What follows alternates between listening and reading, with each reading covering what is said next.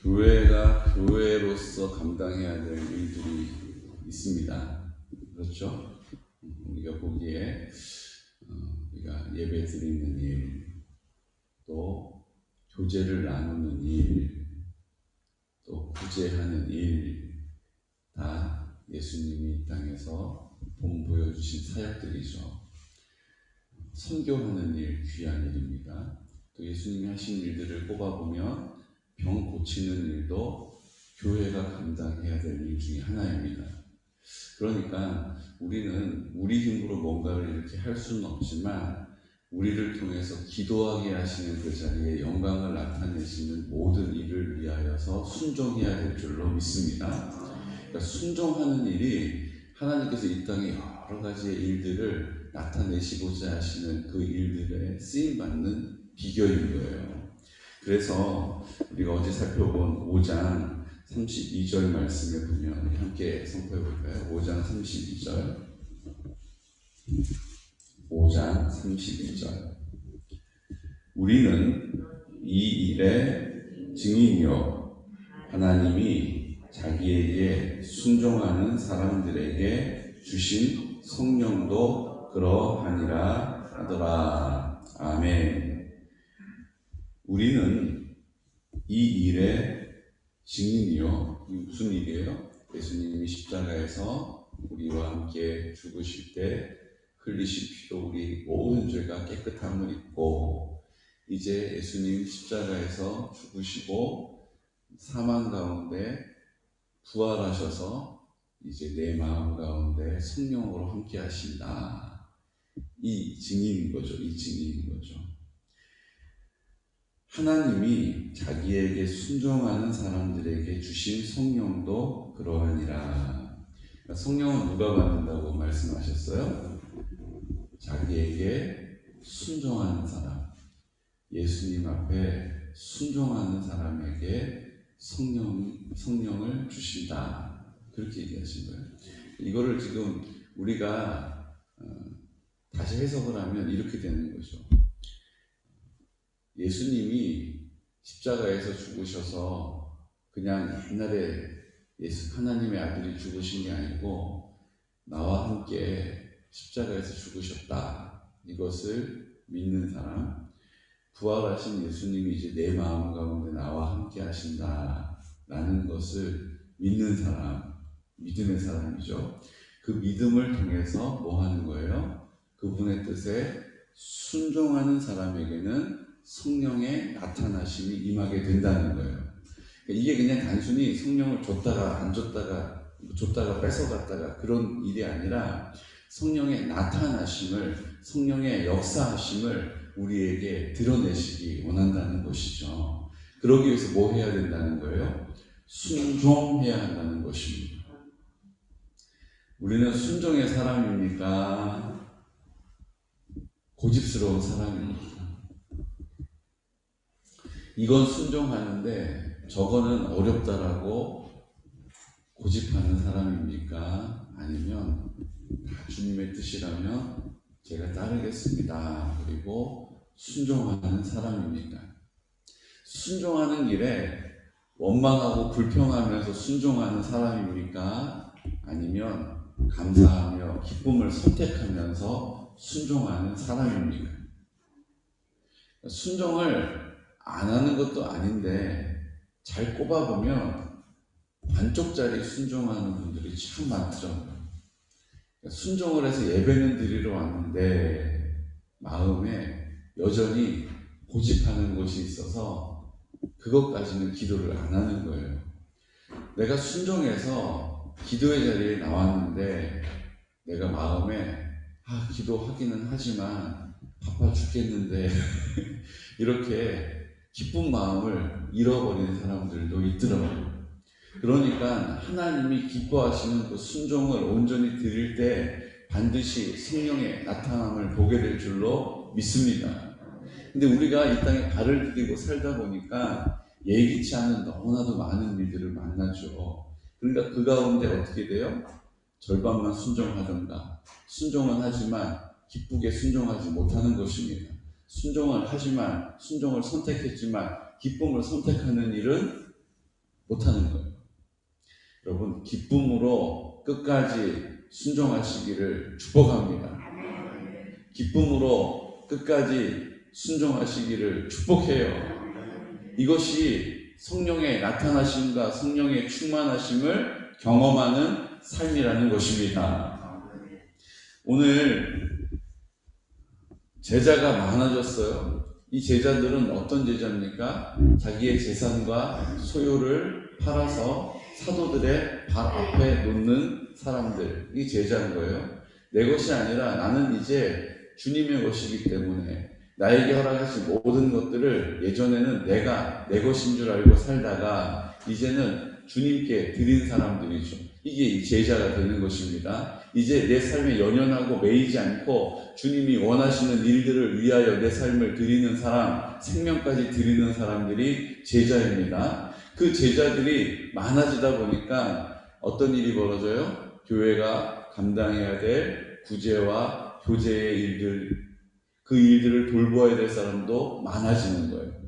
교회 안에서 그 사랑을 흘려보내야 될 사람들이 많아지는 것입니다.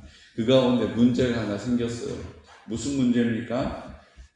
구제하는 일들을 했어요. 그 받은 재산들을 다 받은 것들을 다 나누어 주는 거예요. 나누어 주는 거예요. 뭐 음식으로도 나누어 주고 필요한 것들을 나누어 주고. 그런데 문제가 생긴 게 어디서 문제가 생겼느냐?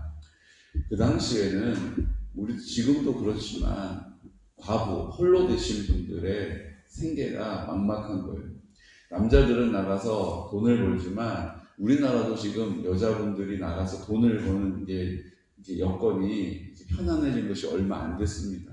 옛날에는 어디 가서 일을 합니까? 결혼하고 나이를 먹고 그러면 일자리 자체가 별로 없었잖아요. 지금은 이제 뭐 식당도 많이 생기고 뭐 여자분들 또 이제 좀 안타까운 일이지만 유흥 쪽에 또 여자분들이 할 일들이 또 많이 생기고 뭐 이러면서 이제는 뭐 이혼을 해도 혼자 살아도 그냥 살만한 그런 시대가 됐어요. 물론 지금은 이제 경제가 어려워지다 보니까 다시 예전으로 이제 회귀합니다. 식당도 자꾸 문을 닫게 되고 유흥보다는 먹고 사는 문제가 먼저다 보니까 사람들의 삶이 빠듯해졌죠. 마찬가지입니다. 옛날에도 그랬고 그전엔 더 심했겠죠. 그러다 보니까 혼자 되신 과부라고 표현되어 있는 혼자 되신 분들의 생계가 막막한 거예요. 그러니까 그들을 다 어떻게 해요? 교회가 돌보기 시작한 것입니다. 구제하는 일을 시작했어요. 그런데 어디서 문제가 생겼느냐? 그 당시에 헬라어를 사용하는 헬라파 유대인이 있었고 유대 사람, 정통 유대인이죠. 정통 유대 사람, 이스라엘 말을 하는 유대인들이 있었어요. 그럼 헬라파 말을 하는 사람들은 유학파냐, 해외 나가서는 교포냐, 교포는 맞아요. 그런데 그 사람들은 유대 말을 할 줄을 모르는 사람들이었어요. 이게 이제 문제예요, 사실은. 그러니까 이스라엘이 디아스포라라고 하죠. 그들이 포로로 다 끌려간 다음에 다시 유대로 돌아온 사람이 있는가 하면 고향으로 돌아오지 않고 그 흩어진 곳에서 정착을 해서 살았던 사람들이 있잖아요. 그 흩어진 곳에서 정착을 하고 살았던 사람들은 거진 다 헬라어를 씁니다. 그리스 말이죠. 헬라어를 쓰다 보니까 그 헬라어 사용하는 사람들하고 우리는 정통이라는 거죠. 우리는 그 떠났던 길에서 다시 고향으로 돌아와서 시작했던 원래 멤버라는 거예요. 그래서 약간은 헬라어를 쓰는 유대인들보다 우월한 마음을 갖고 있는 것이죠. 그러다 보니까 그 마음이 흘러가는 곳에 이스라엘말 하는 사람들은 더 구제를, 근데 또 그렇게 될 수밖에 없었어요. 왜요? 지금 그 구제하는 사람들의 대부분은 어디예요? 정통파 유대인들 아닙니까? 그러니까 말이 잘 통하는 거예요. 그럼 우리가 누굴 좀 도와주고 싶어도 외국인들 와가지고 뭐 의사소통이 잘 안 되잖아요. 그러니까 뭐가 필요한지를 정확하게 알지를 못하니까 그냥 원칙에 의해서 도와주는 거죠. 구제하는 거죠. 근데 우리 같은 말 쓰는 사람은 어때요? 아유, 그러니까 어제 우리 아들이 이래가지고 저래가지고 막 이러면 아이고 딱해라. 그럼 요거 조금 더 가져가서 한번 계셔 보세요. 이제 이게 되는 거죠, 이게. 그러니까 약간의 오해도 있겠지만 어쨌든 언어가 잘 안 통하다 보니까 제대로 잘 살필 수가 없었고, 그러다 보니까 헬라파 유대인들, 헬라파 과부들이 뭐가 된 거예요? 마음에 상처를 입은 거예요. 그래가지고 막 원망과 불평이 시작된 거죠. 여러분 신기하지 않습니까? 교회 안에서 다 은혜를 입은 사람들이 주님의 뜻을 행하고 있는데도 한쪽에서는 또 섭섭한 마음이 들고 원망과 불평이 시작됐다는 거예요.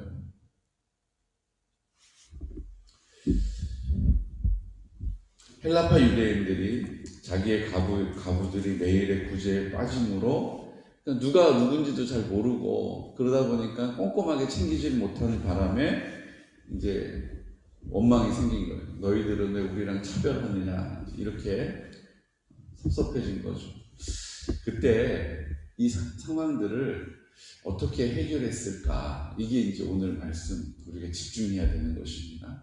여러분 우리가 원치 않게 뭐 그렇게 하려고 한 것이 아니었는데 의사소통이 잘 안 되다 보니까 그렇게 오해가 생기기도 했고 섭섭한 마음이 들기도 하고 나름 상처를 받은 거예요. 그럼 어떻게 해야 됩니까? 뭐가 문제인지를 잘 진단해가지고 누가 그렇게 얘기했으니까 그 사람을 어떻게 도와주면 됩니까? 뭐 이렇게 하나하나씩 이제 해결해 가야 되잖아요. 그런데 오늘 초대교회는 이러한 문제가 생겼을 때 어떻게 그 문제를 해결했느냐, 2절, 3절 말씀 4절까지 함께 선포할까요? 12사도가 모든 제자를 불러 이르되 우리가 하나님의 말씀을 제쳐놓고 접대를 일삼는 것이 마땅하지 아니하니 형제들아 너희 가운데서 성령과 지혜가 충만하여 칭찬받는 사람 7을 택하라.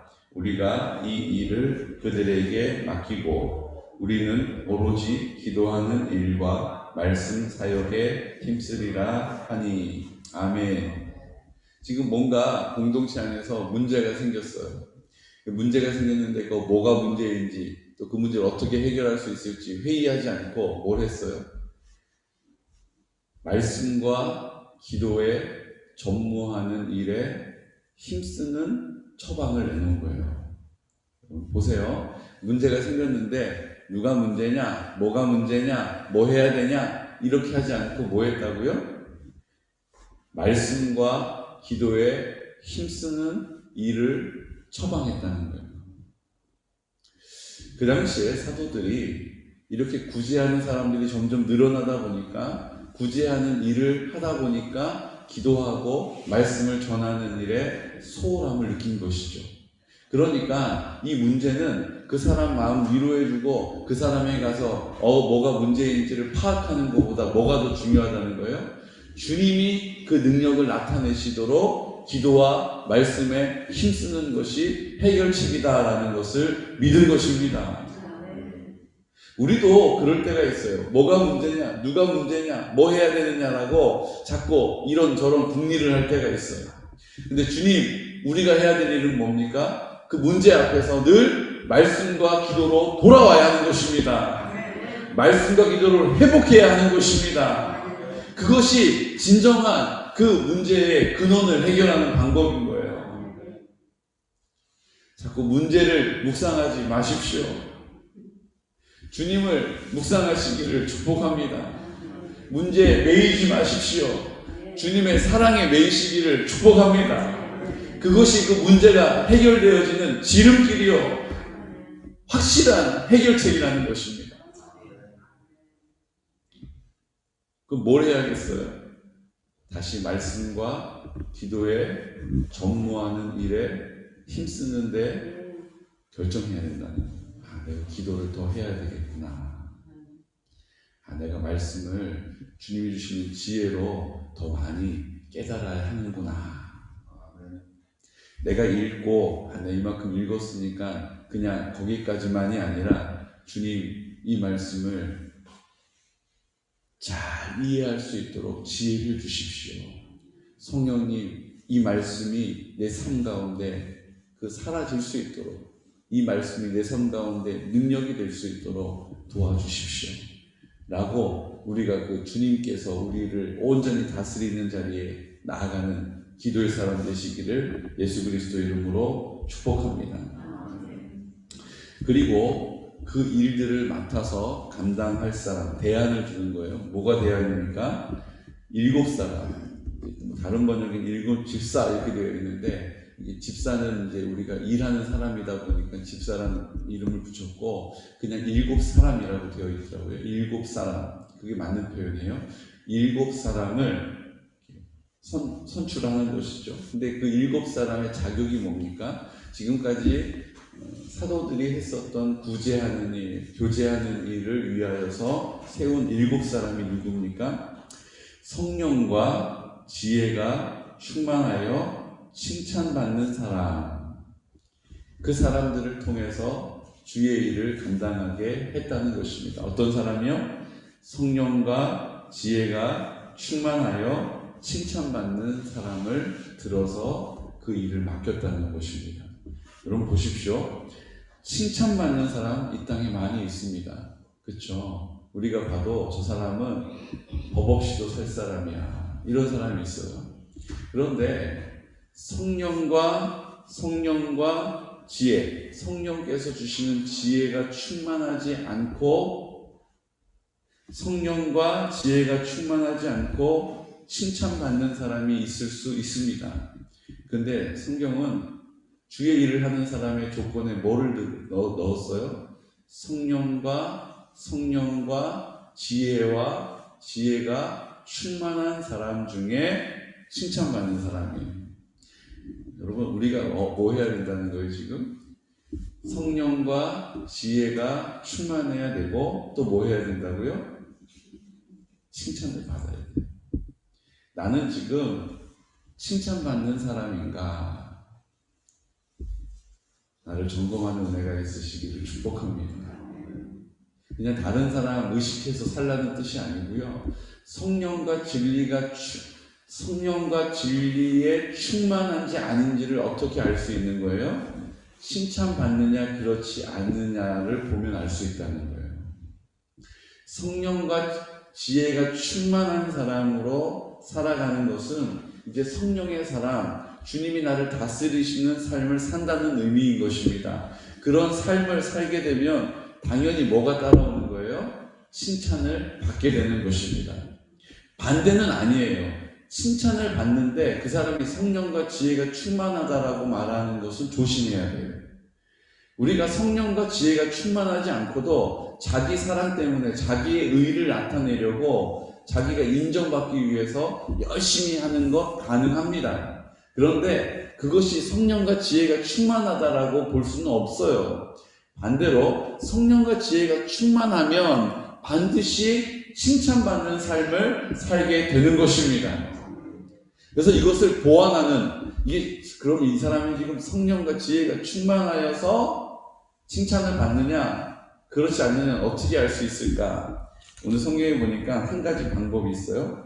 그 중에 한 사람, 스데반이 나오는데, 스데반이 말씀을 전하는 일들을 할 때에 많이 배운 사람들, 특별히 헬라파 유대인들, 그 그리스 사상이 그 최고의 그 당시에 학문을 가지고 있었던 사람들이 대화를 나누어 보니까 그 당시 우리가 알다시피 소크라테스 이런 사람들 얼마나 대화를 통해서 많은 지혜를 나눕니까? 그러니까 말하는 것, 이 언변을 중요하게 여기고 그 언변에서 지혜를 얻는 것을 가치 있게 생각하는 사람들의 삶을 살아온 사람들이에요. 여기 지금 소개하고 있는 자유민들, 구레네인, 알렉산드리아인, 길르기아인, 아시아에서 온 사람들 다 그런 헬라적인 그런 철학적인 사고를 하는 사람들하고 대화를 나누는데 그들이 스데반이 하는 말을 들을 때에 참 저 사람의 지혜가 놀랍다. 저 사람이 갖고 있는 말이 귀하다. 이렇게 그 스데반을 인정하게 되는 거죠. 그 주님의 사람, 성령에 사로잡힌 사람 스데반이 칭찬을 들은 것입니다. 그런데 그때에 그 복음을 전하는 일을 보고 복음을 전하지 못하도록 체포당해요. 체포당해서 공회에 끌려왔는데 그 스데반을 주목하여 보는 공회 사람들이 뭐라고 얘기합니까? 15절에 그 얼굴이 천사의 얼굴과 같더라. 그 얼굴이 천사의 얼굴과 같았다는 것입니다. 우리가 사모해야 될 일은 무엇입니까? 성령으로 지혜로 충만하여서 칭찬받는 삶을 내가 사는 게 아니라 내 안에 계신 성령님이 사시는 것이죠. 그 일들로 인하여서 우리의 얼굴이 어떻게 되어야 된다고요? 천사의 얼굴과 같게 되는 것인 겁니다. 천사의 얼굴과 같이 되는 일들이 성령의 지혜가 충만한 사람이요 칭찬받는 삶의 사람인 줄로 믿습니다. 우리의 모습을 좀 보십시오. 우리의 모습을 한번 살펴보세요. 우리의 모습을 점검해 보세요. 내 안에 주님이 전부가 되셔서 나를 통해서 성령께서 역사하시고 성령께서 그 뜻을 나타내시고 그 뜻을 나타내시는 곳에 성령의 지혜가 드러나고 그 일들이 하나님의 영광을 보는 많은 지체들이 칭찬하는 일들이 우리의 삶에 있는 것이죠. 그 일들로 인해서 우리가 천사의 얼굴과 같이 되는 줄로 믿습니다. 저는 스테반이 성령의 사랑으로 사로잡혀서 사람들에게 칭찬받는 삶을 구별되어 살고 그리고 천사의 얼굴과 같은 모습으로 살아왔던 것과 같은 삶이 우리의 소망이 되시기를 축복합니다. 소망이 되기를 축복해요. 나도 성령으로 충만하고 지혜로 성령이 나를 통하여 역사하시고 그 일들이 영광으로 드러나서 많은 사람들에게 칭찬받는 사람이 되고 그 일들이 내 겉으로 드러나는 내 모습으로도 나타나서 천사와 같은 얼굴과 같이 되어지기를 원합니다라고 기도하는 믿음의 사람 되시기를 축복합니다. 그냥 내 문제 해결해 주세요. 나 이거 돈 때문에 걱정하지 않게 해주세요. 내 자녀 문제 주님이 책임져 주세요. 이런 기도, 이제 우리가 하나님 앞에 더 하나님의 뜻에 가까운 기도를 드리는 기도의 사람 되시기를 원해요.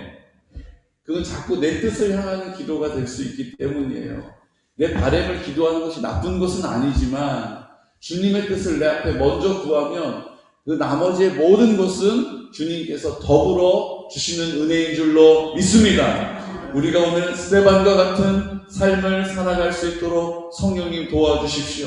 성령으로 충만하여서 성령이 나를 통하여 역사하시는 지혜가 나타나게 하여 주시고 그 지혜가 나타나는 곳에 그 영광이 드러나서 많은 사람들이 나를 칭찬하는 일들을 듣게 해주시고 이 일들이 내 겉으로 내 속사람뿐만 아니라 겉사람으로도 나타나서 천사의 얼굴과 같이 되었다라고 하는 증거가 우리의 모든 사람, 우리의 모든 공동체 지체들의 믿음의 고백이 되시기를 예수 그리스도 이름으로 축복합니다. 아멘. 이 시간 다 같이 기도드릴 때 주님, 우리가 바라는 것, 원하는 것,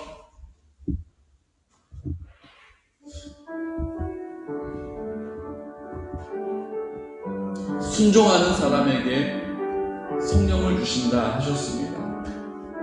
오늘 우리가 무엇을 위하여 기도해야 될지 말씀을 통하여 나누었습니다. 성령의 충만함을 입어서 지혜를 통하여서 성령께서 나를 통하여 열매를 맺으시고 그 열매, 그 영광을 보는 사람들이 나를 칭찬하고 그것이 내 겉사람으로도 드러나서 천사의 얼굴과 같이 되는 은혜가 우리에게 있기를 원합니다. 내가 그렇게 하겠다, 내가 그렇게 해야지가 아니라 나를 통하여 내 안에 생명이 되신 주님께서 드러나는 역사, 나를 통하여 그 뜻을 나타내시는 은혜, 그 하나님의 사랑이 능력이 되어서 전하여지는 그 소망이 우리 안에 있게 하여 주시고 이 일들로 인하여서 우리가 기도할 때마다 주님, 우리가 주님의 뜻에 더 가까운 기도를 드리기를 원합니다. 우리가 주님의 뜻에 더 합당한 기도를 드리기를 원합니다. 우리의 입술을 주장하여 주시옵소서. 성결한 다음 세대를 세워나갈 수 있도록 우리를 성결하게 비춰주시고 주님, 실버처치를 통하여 어르신들에게 복음을 전하는 일 이제 아버지께서 앞서 행하여 주시옵소서. 연락하신 어르신들과 우리 환우들을 위하여 기도하고 있습니다. 주님, 고통하는 그곳에서 우리가 함께 기도하고 주님의 일들을 위하여서 하나님 무엇이 문제인지를 우리에게 닥친 이 문제들 앞에서 하나님 하나하나를 살피기보다 말씀과 기도로 더 힘쓰고 말씀과 기도를 회복하는 일들이 우리의 처방이 될 수 있도록 주여 지혜를 더하여 주시옵소서. 오 거룩하신 아버지 하나님, 이제 그 은혜를 사모하면서 다니엘 기도회를 시작하려고 합니다. 우리가 기도하지 않고 성령이 이끌어 주시옵시고 더 많은 지체들이 함께 기도할 수 있는 믿음의 결정들이 있게 하여 주시옵소서라고 이 시간 나사렛 예수 그리스도 이름으로 선포하면서 또 이 구약의 파노라마를 통하여 하나님의 말씀에 더 깊이 들어갈 수 있도록 말씀과 기도가 균형 있게 주님께 드려질 수 있는 은혜를 달라고 나사렛 예수 그리스도 이름으로 선포하면서 기도드리겠습니다. 주여 주여 주여. 오 거룩하신 아버지 하나님, 오늘도 살아계시고 우리를 사랑해